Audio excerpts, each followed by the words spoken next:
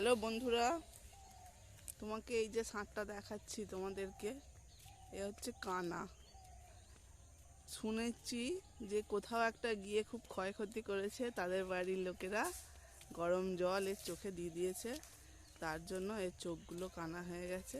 এ বেচারি সব জায়গায় যেতেই ভয় পায়, খালি খালি দুমদুম করে, এতে পুকুরে পড়ে যায়। তো এই দেখো সোজা সোজা যাচ্ছে, হয়তো বা পুকুরে পড়ে যাবে আবার, তার জন্য গোল হয়ে ঘোরে ভয়েতে, কোন দিকে যাবে ভেবে পায় না, আবার এই দিকেই আসছে। বাঁশগুলো যে ঠ্যাকনা লাগছে, আবার ওই জন্য ভেতর দিকে চলে যাচ্ছে। মানুষ কত নিষ্ঠুর হয়, হ্যাঁ।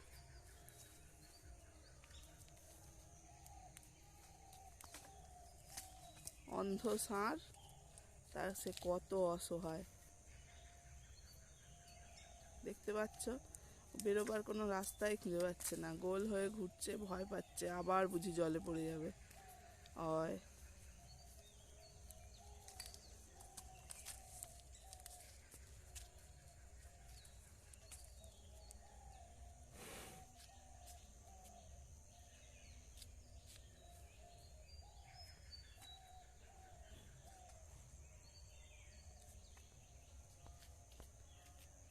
সামনে